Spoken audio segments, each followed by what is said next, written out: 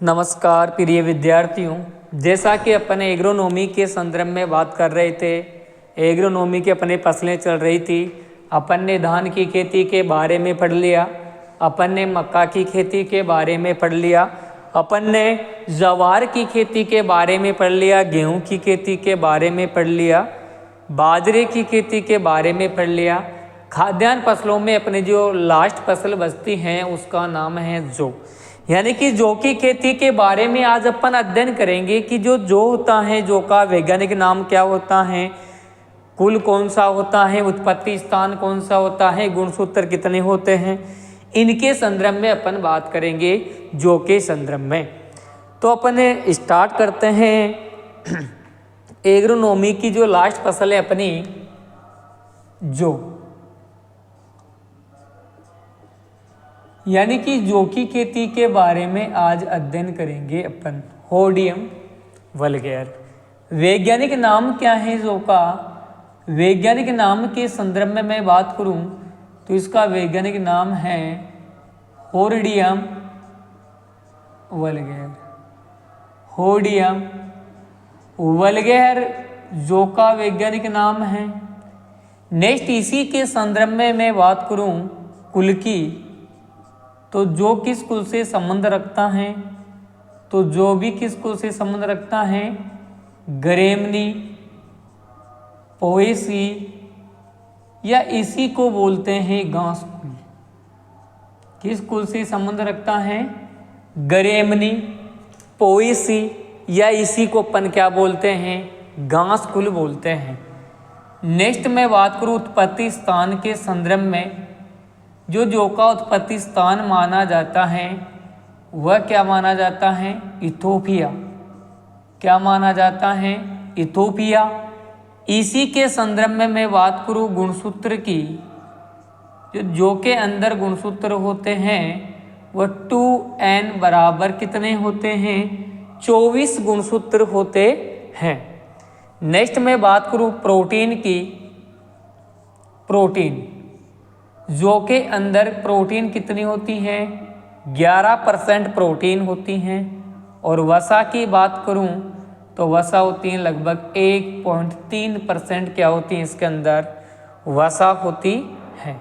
देखिएगा, दोबारा से देखते हैं। जौ की खेती के बारे में अपन अध्ययन कर रहे हैं। जौ का वैज्ञानिक नाम क्या है? होर्डियम वल्गैर। होर्डियम वल्गैर। फैमिली कौन सी है? ग्रेमनी, पोएसी, या इसी को क्या बोलते हैं? घास कुल बोलते हैं। उत्पत्ति स्थान क्या है जौ का? इथोपिया। उत्पत्ति स्थान क्या है इसका? इथोपिया इसका उत्पत्ति स्थान है। गुणसूत्र कितने होते हैं? 2n बराबर 24। कितने होते हैं? 24 होते हैं। प्रोटीन की बात करूं मैं तो प्रोटीन कितनी होती है? 11% इसके अंदर क्या होती है? प्रोटीन होती है। और वसा कितनी होती है? 1.3% क्या होती है इसके अंदर? वसा होती है। नेक्स्ट में इसी के संदर्भ में, जौ के संदर्भ में आगे बात करूं कार्बोहाइड्रेट की। कार्बोहाइड्रेट,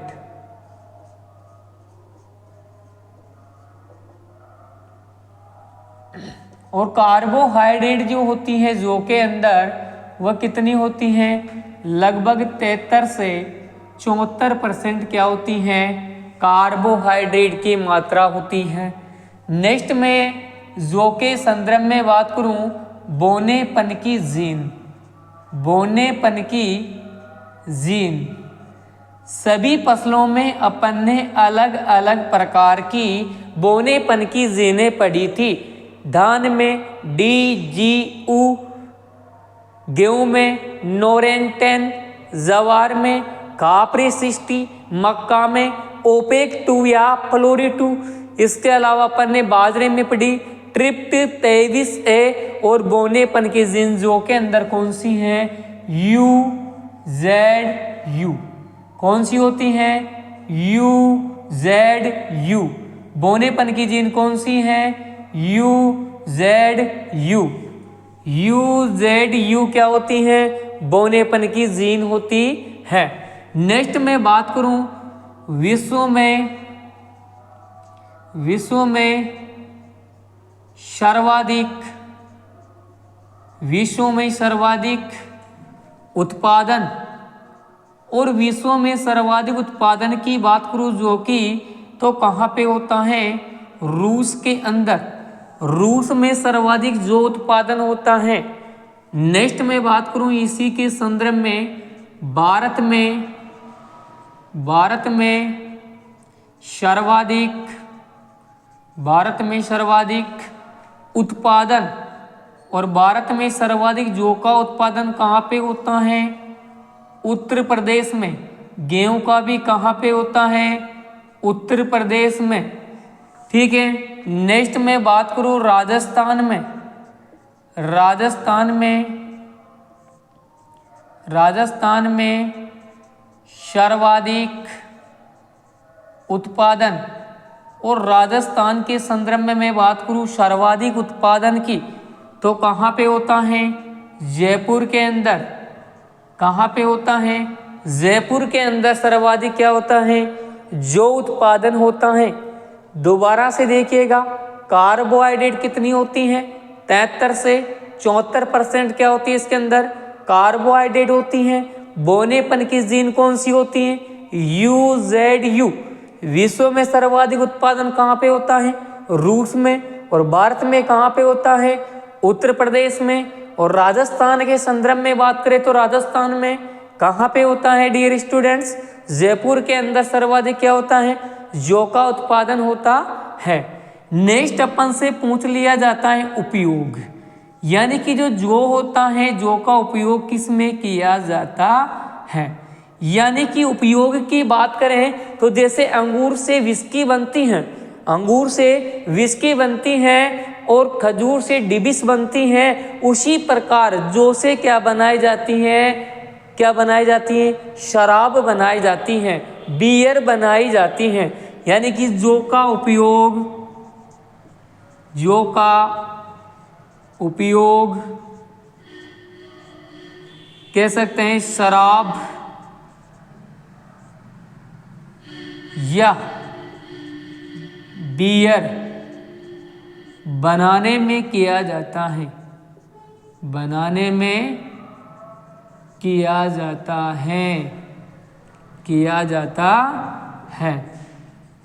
जौ का उपयोग किसमें किया जाता है, जौ का उपयोग शराब या बियर बनाने में किया जाता है। दोबारा से देखिएगा और फिर इनको नोट कर लीजिएगा। जौ का वैज्ञानिक नाम क्या है, होर्डियम वल्गेर। फैमिली कौन सी है, गरेमनी, पोएसी या घासकुल, उत्पत्ति स्थान क्या होता है, इथोपिया। उत्पत्ति स्थान क्या माना जाता है जौ का, इथोपिया उत्पत्ति स्थान माना जाता है। गुणसूत्र की मैं बात करूं तो गुणसूत्र कितने होते हैं, 2n बराबर 24, 2n बराबर कितने होते हैं, 24 होते हैं। प्रोटीन की बात करें तो प्रोटीन कितनी होती है, 11% क्या होती है, प्रोटीन होती है। और वसा कितनी पाई जाती है, 1.3% क्या होती है, जो के अंदर वसा होती है। कार्बोहाइड्रेट की मैं बात करूं तो 73 से 74% क्या होता है, इसके अंदर कार्बोहाइड्रेट होता है। बोनेपन की जीन कौन सी है, UZU। विश्व में सर्वाधिक उत्पादन कहाँ पे होता है, रूस के अंदर। और भारत में कहाँ पे होता है, उत्तर प्रदेश में। राजस्थान में कहाँ पे होता है, जयपुर के अंदर होता है। और जौ का उपयोग किस में किया जाता है, शराब या बियर बनाने में किया जाता है, ठीक है। आप इसको नोट कर लो, फिर आगे बढ़ते हैं जौ के संदर्भ में। जौ के संदर्भ में बात करते हैं।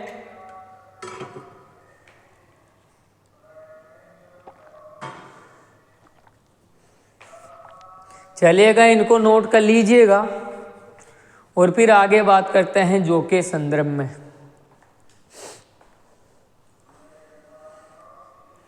देखो, क्लास को ज़्यादा से ज़्यादा शेयर किया करो ताकि मेरे को भी थोड़ा जोश आए क्लास बनाने में।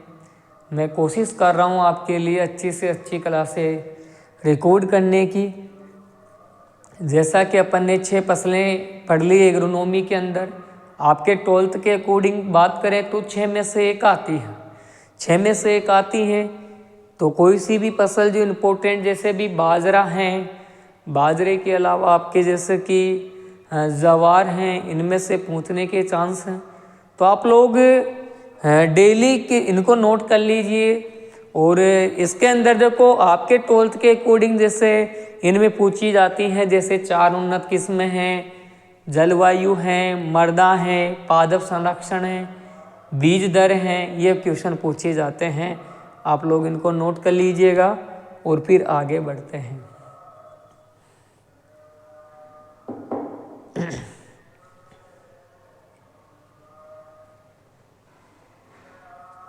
चलिए आगे बढ़ते हैं जो के संदर्भ में।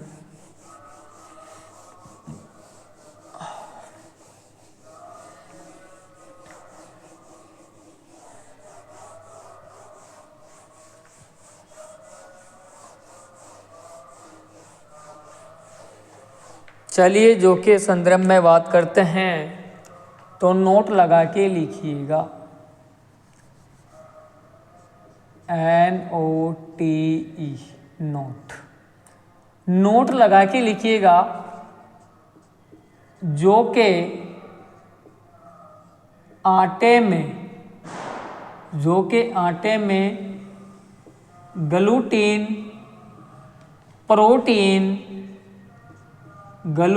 प्रोटीन नहीं पाई जाती हैं, नहीं पाई जाती हैं, पाई जाती हैं।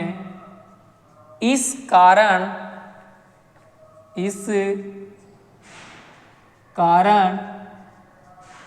जो कि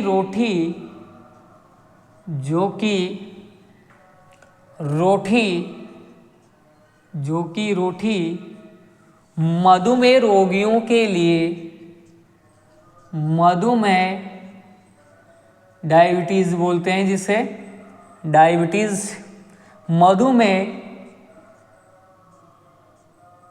रोगियों के लिए लाभदायक मानी जाती हैं, लाभदायक मानी जाती हैं। यानी जो के अंदर कौन सी प्रोटीन नहीं होती है, ग्लूटीन प्रोटीन नहीं होती हैं। इस कारण जो की रोटी मधुमेह रोगियों के लिए क्या मानी जाती है, लाभदायक मानी जाती हैं। इसी के संदर्भ में बात करें तो एरो लगा के लिखना है। यानी कि जो होता है,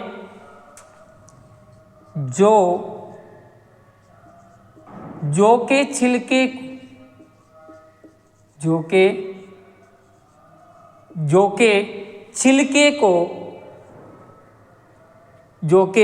छिलके को दाने से अलग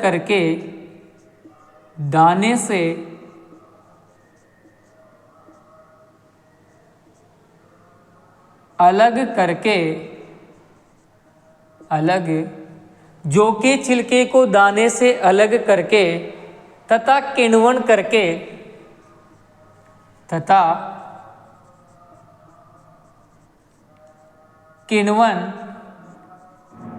करके लूगरी नामक पेय पदार्थ बनाया जाता है, पेय पदार्थ बनाया जाता है।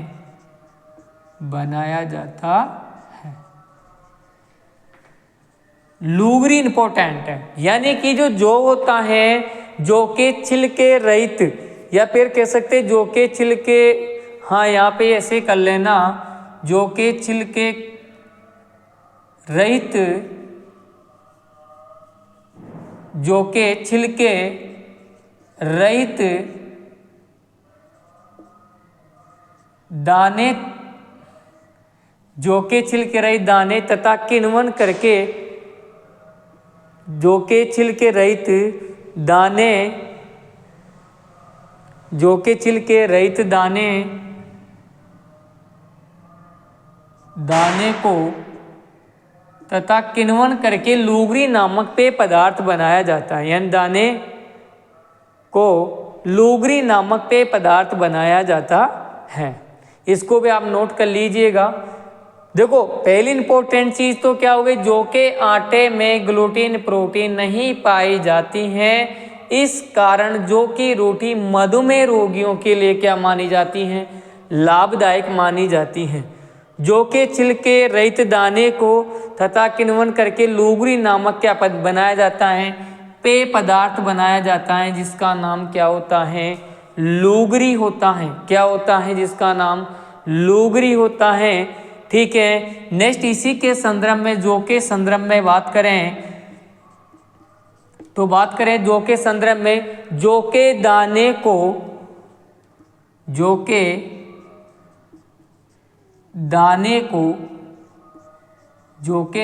को भूनकर, यानी कि भूनकर मतलब होता है सेक कर, यानी कि जो के दाने को भूनकर तथा पीस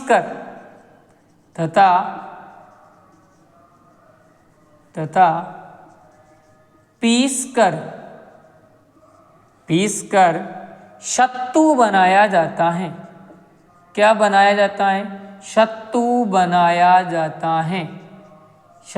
बनाया जाता है।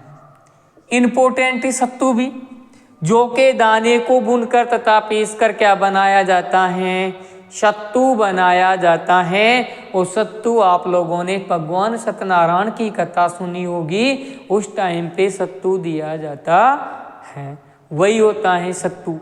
तो देखो पहली इंपॉर्टेंट चीज, जो के आटे में कौन सी प्रोटीन नहीं होती है, ग्लूटीन प्रोटीन नहीं होती है, इस कारण इसकी रोटी मधुमेह रोगियों के लिए क्या मानी जाती है, लाभदायक मानी जाती है।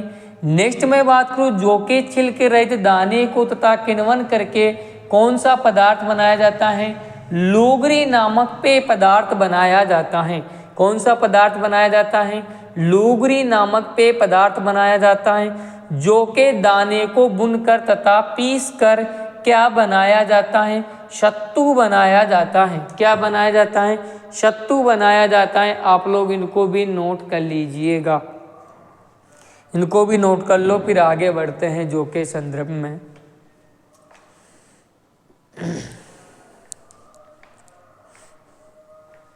नोट कर लो, तीनों चीजें इंपॉर्टेंट हैं। जो के दाने को भूनकर तथा पीसकर बनाए जाने वाला पदार्थ कौन क्या कहलाता है, सत्तू। जो के छिलके रहित दाने को किण्वन करके क्या कौन सा पेय पदार्थ बनाया जाता है, लूगरी। इसके अलावा जो के आटे में कौन सी प्रोटीन नहीं होती है, ग्लूटीन प्रोटीन, इसलिए किसके लिए प्रयोग में ली जाती है, लाभदायक मानी जाती है, मधुमेह रोगियों के लिए, जो डायबिटीज रोगी होते हैं उनके लिए क्या मानी जाती है, ये लाभदायक मानी जाती हैं। नोट कर लीजिएगा, फिर आगे बढ़ते हैं।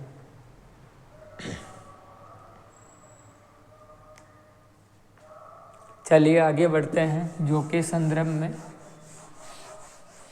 नेक्स्ट बात करते हैं इसकी जलवायु के संदर्भ में, क्लाइमेट की जो के लिए जो जलवायु चाहिए वे कैसी चाहिए, जलवायु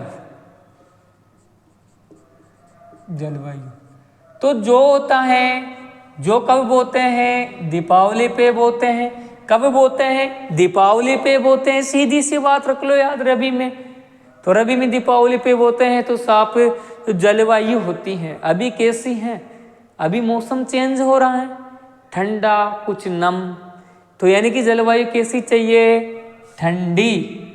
जलवायु कैसी चाहिए, ठंडी व नम।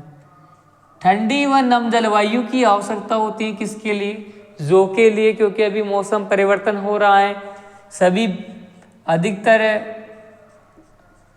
बीमारी का सीजन चल रहा है। अभी यूँ मानो कि बीमार ज़्यादा हो रहे हैं। तापमान सुबह के टाइम पे ठंड रहती है, दिन में गर्मी रहती है, ऐसा तापमान रहता है। यानी कि तापमान कितना चाहिए, 25 से 30 डिग्री सेंटीग्रेड तापमान की क्या होती है, आवश्यकता होती है। नेक्स्ट बात करते हैं मृदा की, तो मृदा कैसी चाहिए इसके लिए, बलुई दोमट। कैसी मृदा चाहिए, बलुई दोमट मृदा की आवश्यकता होती है। नेक्स्ट में इसी के संदर्भ में बात करूं पीएच की, तो पीएच की खोज किसने की थी? पीएच की खोज किसने की थी? सोरेनसन नामक वैज्ञानिक ने की थी। और कब की थी? 1909 के अंदर की थी। कहीं बार एग्जाम में पूछा हुआ क्वेश्चन है। तो पीएच कितना है इसका? 7 से 8.5, यानी कि कह सकते हैं इसका पीएच होता है उदासीन, यानी लवणीय मृदाओं में जो कि खेती आसानी से हो जाती हैं। नेक्स्ट बात करते हैं बीज दर के संदर्भ में। बीज दर यानी सीड रेट। बीज दर की बात करें तो देखो जो होता है एक तो सामान्य बोते हैं और एक लवणीय क्षारीय मृदा में बोते हैं। अगर अपन सामान्य बो रहे हैं, अगर अपन सामान्य जौ की खेती करते हैं तो लगभग उसके लिए 80 से 100 केजी प्रति हेक्टेयर बीज दर की आवश्यकता होती है जौ की। लेकिन अगर आप लवणीय मृदाओं में बो रहे हो, लवणीय या पछेती बो रहे हो या पछेती, तो इसके लिए लगभग कितनी 120 केजी प्रति हेक्टेयर 120 केजी प्रति हेक्टेयर किसकी आवश्यकता होती है? बीज की आवश्यकता होती है। 120 केजी प्रति हेक्टेयर किसकी आवश्यकता होती है? बीज की आवश्यकता होती है। दोबारा से देखिएगा, जलवायु कैसी चाहिए? ठंडी व नम। तापमान कितना चाहिए? 25 से 30 डिग्री सेंटीग्रेड। मृदा कैसी चाहिए? बलुई दोमट। पीएच मान कितना चाहिए? 7 से 8.5। बीज दर की बात करूँ तो सामान्य कितनी? 80 से 100 केजी प्रति हेक्टेयर। और लवणीय या पछेती मृदाओं के लिए 120 केजी प्रति हेक्टेयर किसकी आवश्यकता होती है? बीज की आवश्यकता होती है। नेक्स्ट मैं बात करता हूं बुआई का समय। बुआई का समय और बुआई के समय की बात करूं तो देखो जितनी भी फसलें रबी में बोई जाती हैं, जितनी भी फसलें क्या बोई जाती हैं? रबी में बोई जाती हैं। अधिकतर कब होते हैं? मध्य अक्टूबर से मध्य नवंबर या अक्टूबर से नवंबर। तो कह सकते हैं कब होते हैं? दीपावली। और दीपावली कब आती है? कह सकते हैं मध्य अक्टूबर से मध्य नवंबर। मध्य अक्टूबर से मध्य नवंबर क्या माना जाता है? बुआई का समय माना जाता है। नेक्स्ट मैं बात करूं अंतरण यानी पौध लगाने की विधि। अंतरण में बात करूं R/P दूरी, यानी कि रो टू रो डिस्टेंस और प्लांट टू प्लांट डिस्टेंस, यानी पंक्ति से पंक्ति की दूरी और पौधे से पौधे की दूरी कितनी रखी जाती है? तो 22.5 इंटू, अगर अपन बात करें तो देखो बुकों में अधिकतर दे रखी है 10 सेमी, लेकिन गेहूं की और इसकी जो रखते हैं, ठीक है, आप वैसे 10 सेमी लिख सकते हो, लेकिन कोष्टक में 5 सेमी भी लिख लेना, क्योंकि आपकी जो 12th बुक है, 12th बुक के अंदर गेहूं की जो R/P दूरी दे रखी है, जो कि R/P दूरी है, शायद वह 22.5 इंटू कितने सेमी है? 5 सेमी दे रखी है। तो एक बार कन्फर्म और कर लेना। बाकी गेहूं की दूरी रखते हैं 22.5 इंटू 5 सेमी, ये आपके किस में दे रखा है? 12th बुक के अंदर दे रखा है। तो इस पे भी थोड़ी ध्यान रख लेना, क्योंकि वैसे एग्ज़ाम में तो एक मिलेगा, बाकी यह है कि थोड़ा सा कंपटीशन में आ जाता है और छोटी सी गलती के कारण अपने नंबर कट जाते हैं।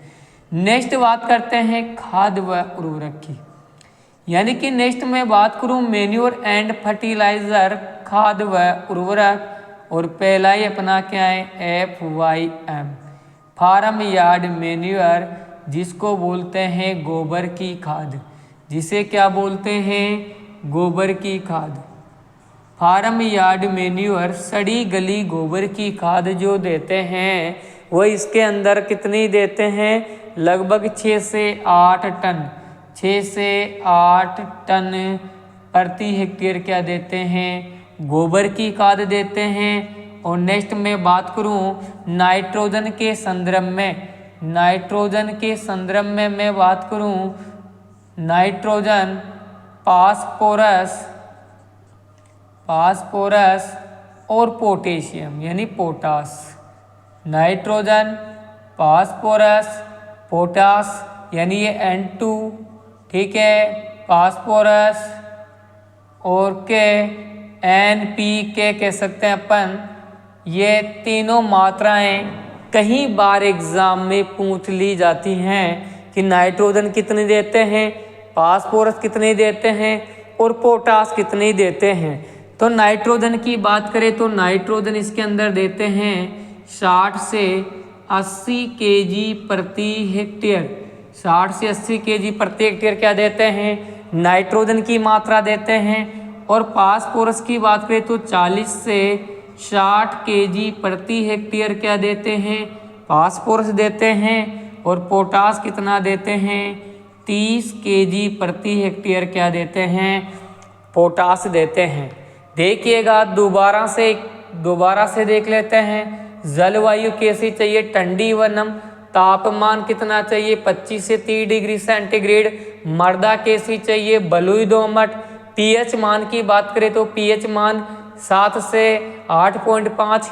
बीज दर की बात करते हैं तो सामान्य कितनी चाहिए, 80 से 100 kg प्रति हेक्टेयर। और लवणीय पछेती मृदा के लिए कैसी चाहिए, 120 kg प्रति हेक्टेयर। बुआई के समय की बात करते हैं तो बुआई का समय मध्य अक्टूबर से क्या माना जाता है, मध्य नवंबर माना जाता है।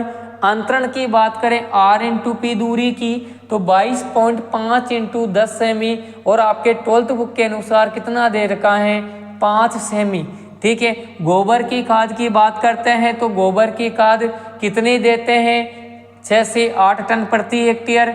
नाइट्रोजन कितना देते हैं, 60 से 80 kg प्रति हेक्टेयर। फास्फोरस कितना देते हैं, 40 से 60 kg प्रति हेक्टेयर। और पोटास कितना देते हैं, 30 kg प्रति हेक्टेयर क्या दिया जाता है, पोटास दिया जाता है। नोट कर लीजिएगा इनको भी। और फिर आगे बढ़ते हैं जो के संदर्भ में।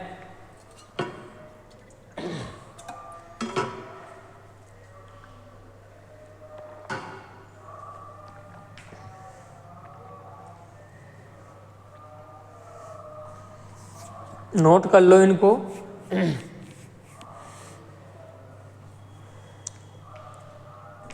चलिए अब पढ़ते हैं आगे जो के संदर्भ में। नोट कर लिया होगा इधर से। यानी कि जो होता है, जो नोट लगा के लिख लेना, जो संस्कृत भाषा का शब्द है। एग्रीकल्चर सुपरवाइजर 2013 में पूछा गया था गन्ना कौन सी भाषा का शब्द है, तो गन्ना कौन सी भाषा का शब्द था, संस्कृत। और जो भी कौन सी भाषा का शब्द है, जो कौन सी भाषा का शब्द है, संस्कृत भाषा का शब्द है। वेरी वेरी वेरी इंपॉर्टेंट लगा लेना। 1 स्टार 2 स्टार और 3 स्टार लगा लेना दोस्तों कि जो कौन सी भाषा का शब्द है, संस्कृत भाषा का शब्द है, ठीक है। नेक्स्ट बात करते हैं जो के संदर्भ में। तो जो या कह सकते हैं खाद्यान्न फसलों में, खाद्यान्न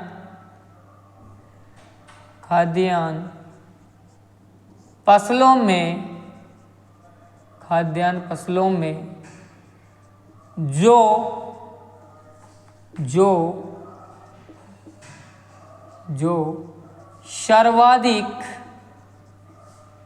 सर्वाधिक लवण प्रभावित फसल हैं, लवण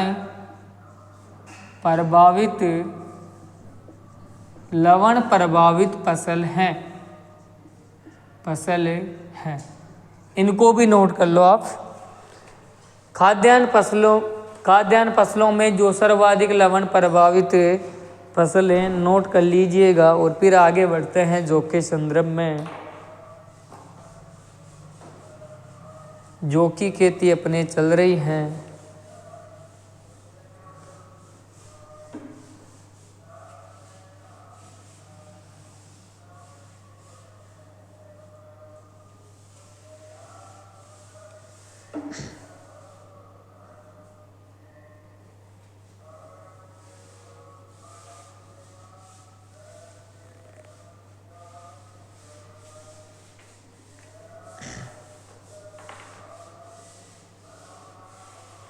चलिए आगे बात करते हैं। आपने नोट कर लिया होगा, इम्पोर्टेंट चीज़ थी जो के संदर्भ में, ठीक, इधर से आपने कर लिया ये। नेक्स्ट बात करते हैं किस्मों के संदर्भ में, वेराइटीज, किस्में। नेक्स्ट बात करते हैं किस्में, ठीक है।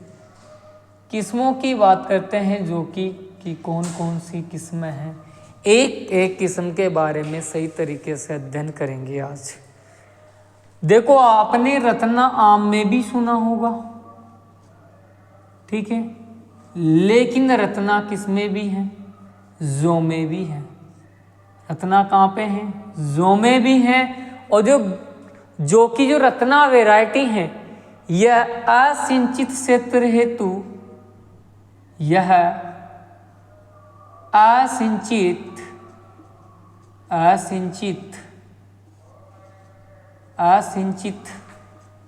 क्षेत्र हेतु उपयुक्त किस्म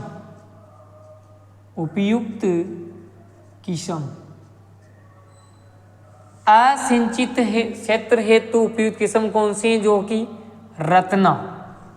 पहली किस्म कौन सी होगी? रत्ना। यह असिंचित क्षेत्र हेतु क्या मानी जाती है? उपयुक्त मानी जाती है। नेक्स्ट किस्म की बात करूं मैं, नाम सुना होगा आपने, केदार। केदार किस्म की मैं बात करूं तो यह किस्म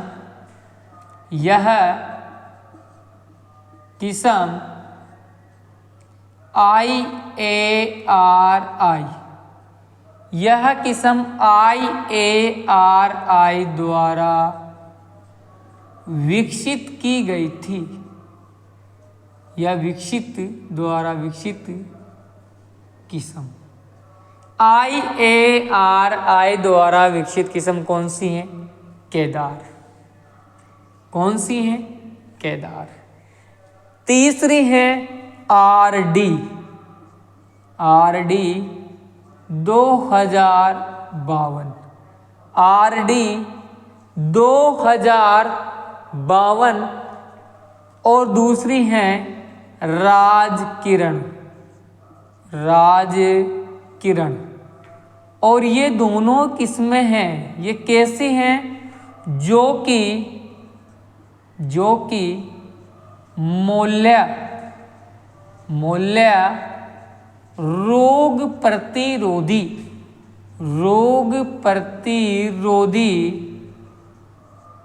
किस्में, जो कि मूल्य रोग प्रतिरोधी किस्में कौन सी हैं?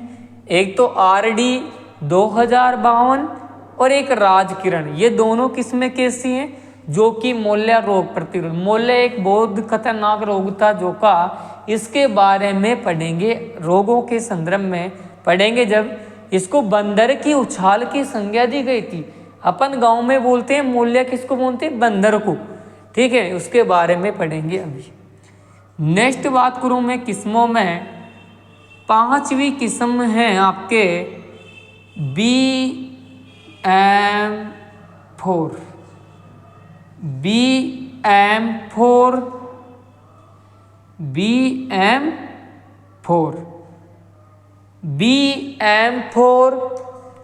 BM10, BM4, BM10, यानी BM का कौन सी? एक तो BM4 हो गई, BM10 हो गई,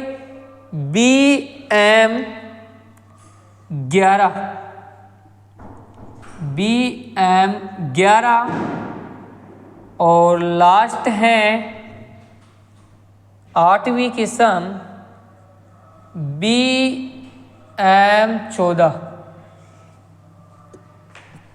BM4, BM10, BM11 और ये जो किस्में हैं, चारों की चारों किस्में कैसी हैं? जो कि उत्परिवर्तन उत्परिवर्तन, जो कि उत्परिवर्तन किस्में, कैसी किस्में हैं जो कि उत्परिवर्तन किस्में, कौन कौन सी? BM4, BM10, BM11 और BM14, जो कि कैसी किस्में हैं? उत्परिवर्तन किस्म। दोबारा से देखिएगा, पहली है रत्ना, यह असिंचित क्षेत्र हेतु क्या मानी जाती हैं? उपयुक्त मानी जाती हैं। दूसरी किस्म का नाम क्या है? केदार। यह किस्म IARI द्वारा यानी नई दिल्ली द्वारा विकसित किस्म है। नेक्स्ट बात करते हैं RD 2052 और राजकिरण, जो कि मूल्यारोप प्रतिरोधी किस्म है।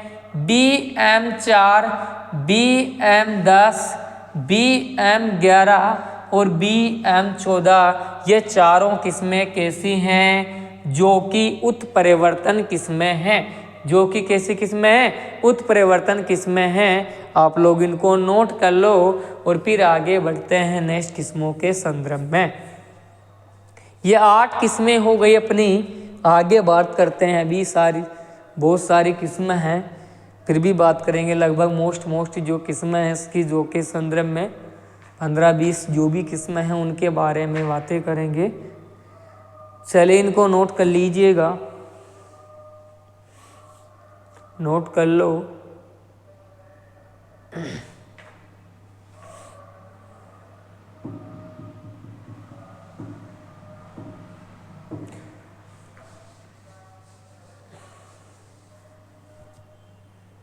चलिए नेक्स्ट बात करते हैं। नोट कर लिया होगा आप लोगों ने, नोटबुक साथ लेकर बैठा करो और हैंड टू हैंड नोट कर लिया करो इनको। यह आपकी जो कि 8 किस्में हो गई। 9वीं किस्म की बात करते हैं जो के संदर्भ में। 9वीं किस्म,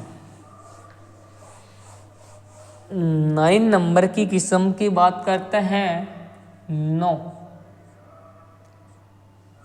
कैलाश, नाम क्या है?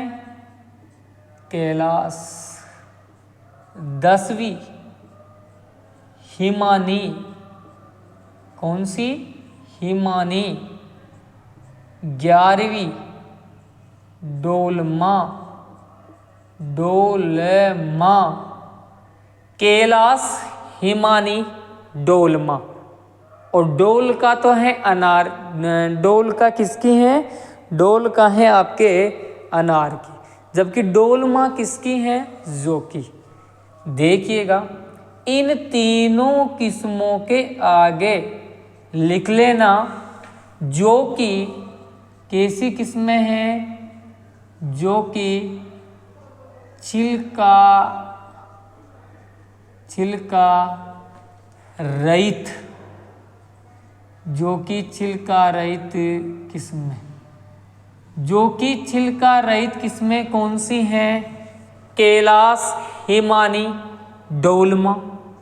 नेक्स्ट बात करते हैं 12वीं किस्म, जिसका नाम है BL2, जिसको बोलते हैं बिलाडा, बिलाडा, बिलाडा 2।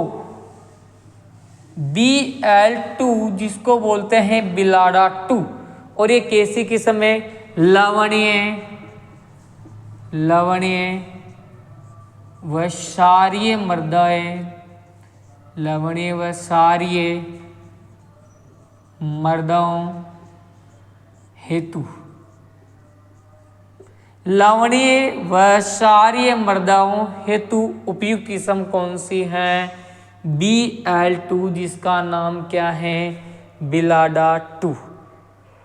नोट कर लीजिएगा इस किस्म को भी, फिर आगे बात करते हैं। इसी के संदर्भ में बात करते हैं नेक्स्ट किस्म की।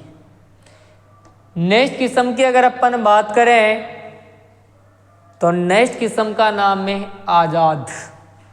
नेक्स्ट किस्म कौन सी है? आजाद। और आजाद का दूसरा नाम है K125। K125 और 14वीं किस्म का नाम है के, यानी कि 13वीं कौन सी हो गई, आज़ाद, इसका नाम है के 125। और 14वीं किस्म में विजय, विजय आपकी मक्का की भी है। इन दोनों किस्मों को कृषि विद्यालय या कृषि तकनीकी विद्यालय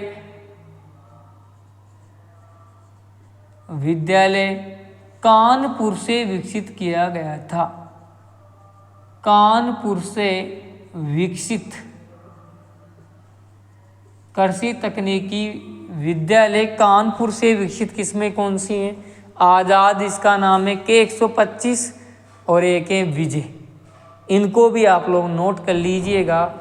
फिर किस्मों के आगे संदर्भ में बात करते हैं, नेक्स्ट किस्मों के।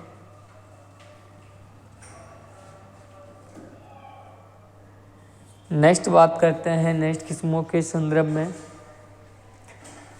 चलिए लिख लो इनको और फिर आगे बढ़ते हैं जो के संदर्भ में। चलिए लिख लिया होगा आप लोगों ने। 14 किस्में हो गई। 15वीं किस्म की बात करते हैं। कितनी किस्में हो गई, 14। 15वीं किस्म की बात करें तो 15वीं किस्म है, उसका नाम क्या है, करण 16। क्या नाम है, करण 16।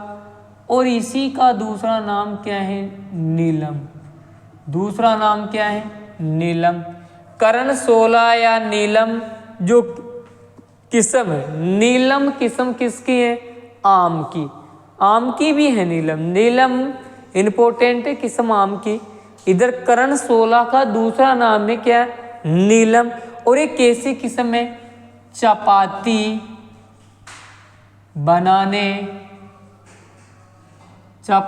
बनाने हेतु उपयुक्त किस्म। उपयुक्त किस्म, चपाती बनाने हेतु उपयुक्त किस्म कौन सी है, करण 16। दूसरा नाम क्या है इसका, नीलम। दूसरा नाम क्या है, नीलम। नेक्स्ट मैं बात करूं नेक्स्ट किस्म की, आरडी। आरडी 26-24। आरडी कितनी, 26-24 यानी कि 2424। ठीक है। 17वीं किस्म है रत्ना। कौन सी है, रत्ना वैसे पहले भी आ गया था। ठीक है। 18वीं किस्म है विजय। 18वीं किस्म कौन सी हो गई, विजय। और 19वीं किस्म हो गई अंबर। कौन सी, अंबर। आरडी 26-24, रत्ना, विजय, अंबर। अब इन चारों किस्मों को एक जगह लिखने का मतलब क्या था, मतलब यह है कि जो ये किस्में हैं ये कैसी हैं, वर्षा आधारित, वर्षा आधारित क्षेत्रों हेतु वर्षा आधारित क्षेत्रों हेतु उपयुक्त किस्में या उपयुक्त किस्में कौन कौन सी हो गई, आरडी 26-24, रत्ना, विजय, अंबर। ये क्या हो गई आपकी वर्षा आधारित किस्में हो गई। ठीक है। और लास्ट 20वें नंबर की वैसे अपन एक वहाँ पे भी बात कर ली थी और यहाँ पे भी कर लेते हैं।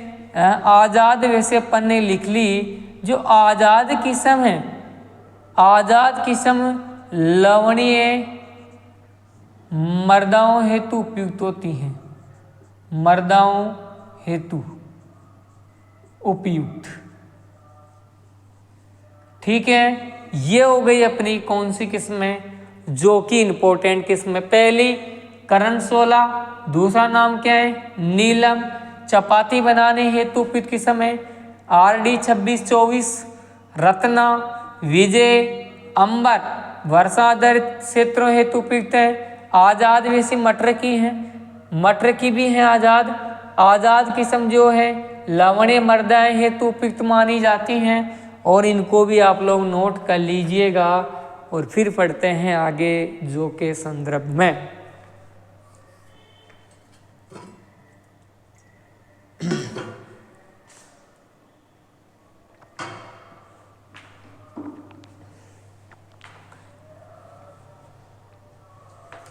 चलिए नोट कर लो, फिर आगे बढ़ते हैं जो के संदर्भ में।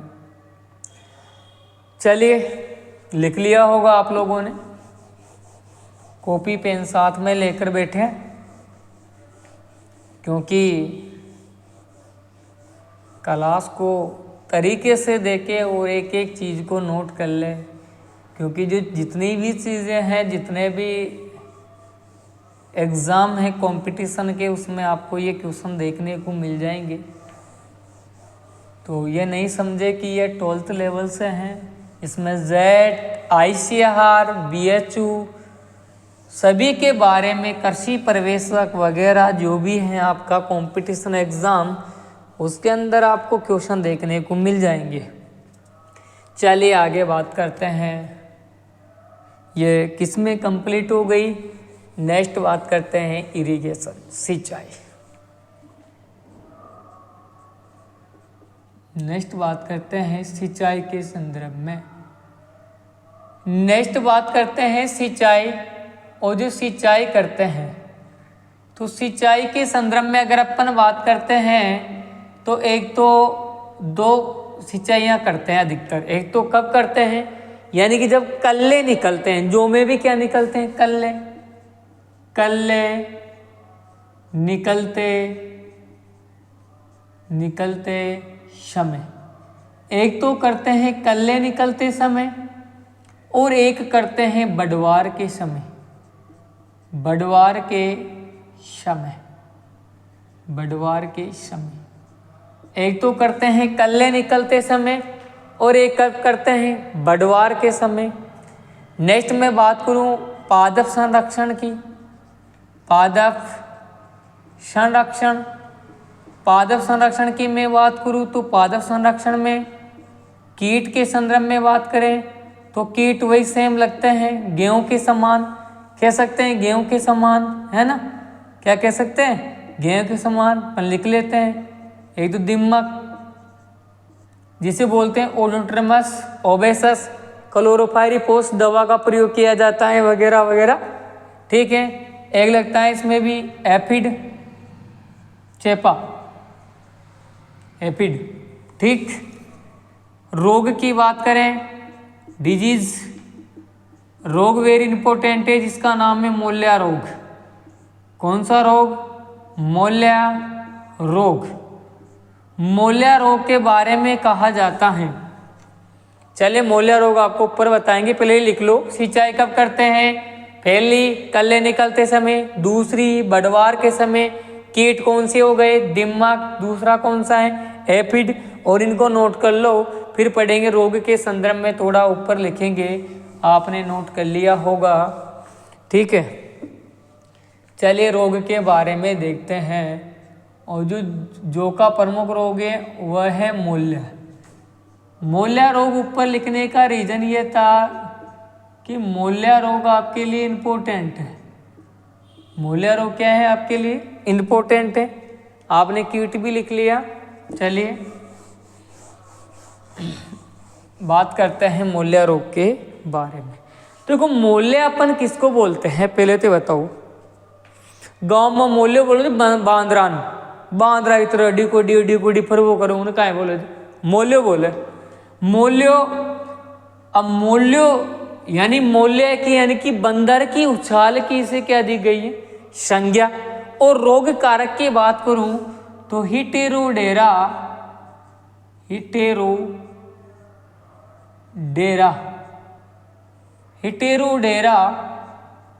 एविनी नामक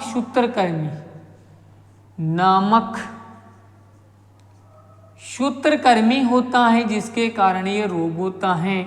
हिटेरोडेरा एविनी नामक सूत्रकृमि होता है। अब मैं बात करूं खोजकर्ता करता। देखो ये जो रोग हैं, खोजकर्ता कौन है इसका, कौन है, वासुदेवा। वासुदेवा नाम का एक वैज्ञानिक था, एक किसान कह सकते हैं, एक वैज्ञानिक कह सकते हैं। इसने इसकी खोज की थी सर्वप्रथम। मोल्या रोग को खेत में देखा था।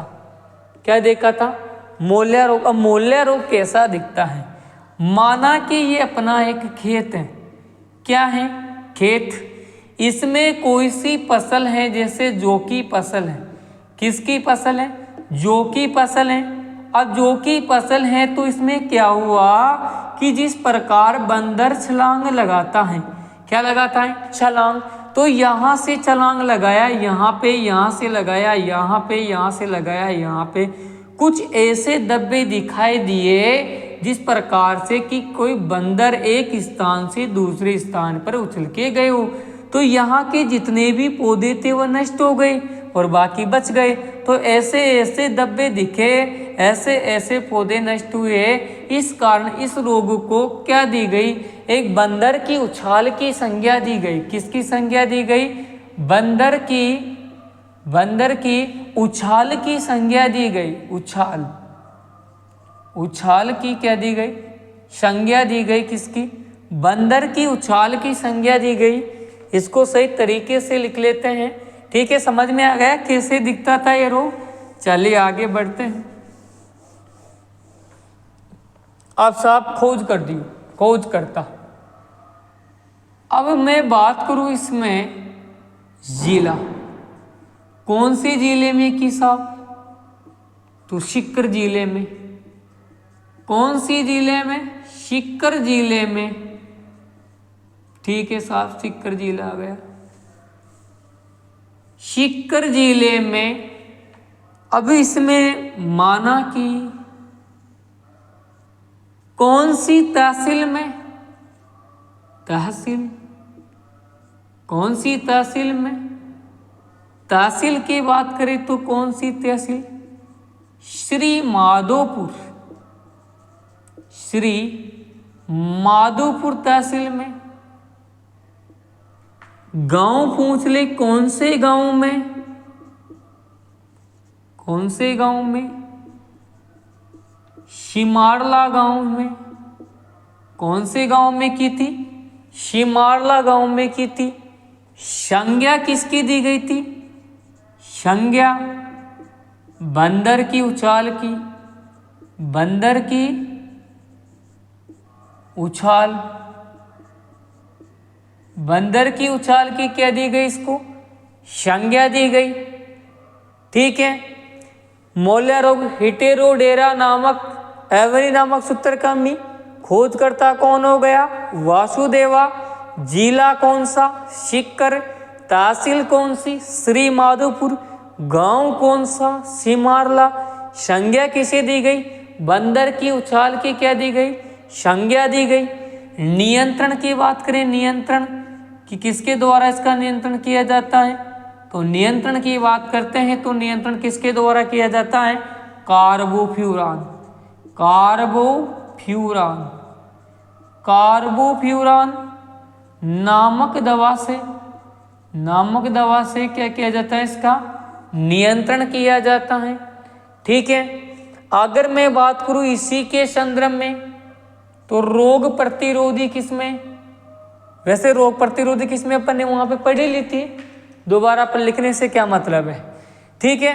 देखिएगा हेटेरोडेरा मोल्या रोग किस रोग के कारण होता है, हेटेरोडेरा नामक एविनी नामक सूत्रकृमि के द्वारा होता है। खोजकर्ता कौन है, खोजकर्ता कौन है, वासुदेवा। कौन है, वासुदेवा। जिला कौन सा है, सीकर। तहसील कौन सी है, श्री माधोपुर। गांव कौन सा है, सिमारला। संज्ञा किसकी दी गई, बंदर की उछाल की। नियंत्रण किससे करते हैं, कार्बोफ्यूरान नामक दवा से क्या करते हैं, इसका नियंत्रण करते हैं। और लास्ट में बात करूं इसकी ईल्ड के बारे में, उपज के बारे में बात करूं, उपज तो उपज कितनी प्राप्त होती है, 30 से 35 क्विंटल प्रति हेक्टेयर क्या दे देती है, ये उपज दे देता है। ठीक है, आप लोगों को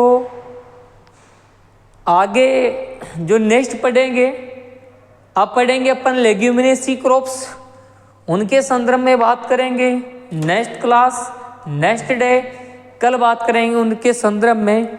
ठीक है, धन्यवाद।